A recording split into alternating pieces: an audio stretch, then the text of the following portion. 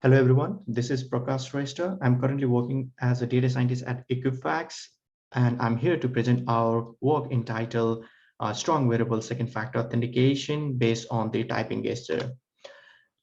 So I believe everyone here knows about the traditional two-factor authentication that requires the user to type in the login credentials, and then the verification code is sent or generated on the smartphone, and the user has to copy that pin code to the authentication terminal. If they both matches, the login succeeds. So this kind of authentication is very popular in the web authentication, and it's highly secure, but it requires significant user effort as user has to reach out to the phone, unlock it, copy the code to the terminal. So user often refrain from using such kind of system because of the tedious work that he has to follow. So what they want, or what we want, is the two-factor authentication that incur minimal effort but still offer the high security.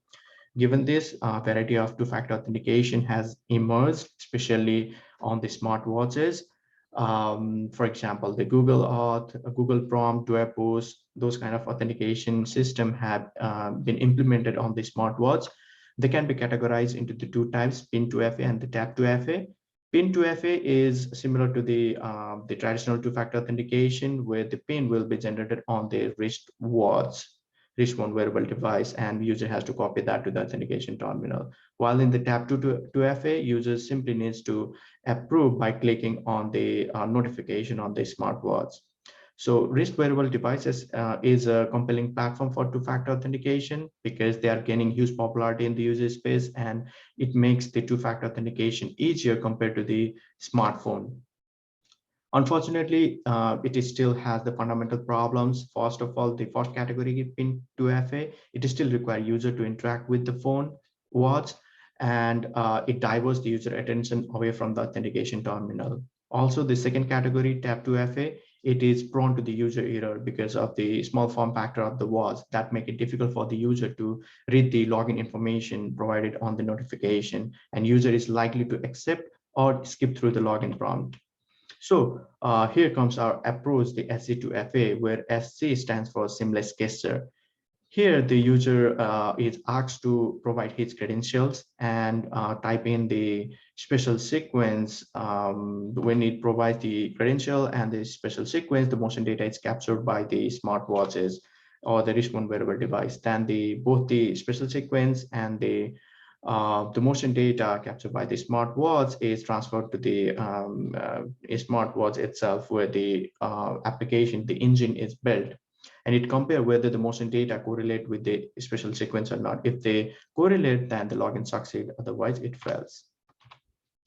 So what is special character sequence? It is simply formed by using the two different special characters located on the left side of the standard keyboard. And the special character is then placed alternate to each other so that it forces to generate the unique wrist motion either from left to right or right to left. And in our study, we consider two parameters while forming this special sequence. First is the length, which is basically the number of characters in the special sequence. Second is the distance, which is the number of the keys that is between the two special characters forming the special sequence. And this graph, it shows the acceleration when the user type the special sequence at the rate $. As you can see, the motion left to right and right to left has the unique signature, and our system uses this signature to make the login decision. Basically, it compared the two sequence. First is the actual sequence that could have generated when typing the given special sequence. Another is the predicted the sequence of the motion based on the motion data. If they matches, then the login succeed. So in this paper, we made the three main contribution. First, we introduced the novel wearable two-factor authentication notion based on the seamless gesture. Second, we designed and implemented the SCTFA. Third, we evaluated the SCTFA in both benign and adversarial settings. So our system, it consider like any other two-factor authentication, consider an adversary that has gained the victim user's login credential through several mechanisms. We also assume that like any other two-factor authentication, attacker, he cannot compromise the second factor device and the victim's browser PC. Also, he cannot gain physical access to the second factor device. These are the assumptions in line with the other two-factor authentication scheme. Specific to the SC2FA, we consider two types of threat. First, when the adversary attempts to log in on behalf of the user may be doing some random activities like walking, standing, resting, and we term it as the threat one. And for the second threat, we consider that the user may be using the computing devices like maybe browsing the internet or something else at the time of attack, and we term it as a threat two. To evaluate our system against the benign and the adversarial setting, we recruited 30 voluntary users at our university, and they choose different types of special sequence and asked to type in those sequence multiple times. And we repeated the experiment for 3 times and in 3 different sessions. And we also collected data samples for the different victim activities like walking, standing, playing around with the phone, and so on, from using the 2 to 5 different randomly selected users. For the evaluation, we employed leave one subject out approach, which is basically for a given user, our classifier is built using the samples from all the other users. Use of this approach, LOSO approach, indicates that our model is generic and user agnostic.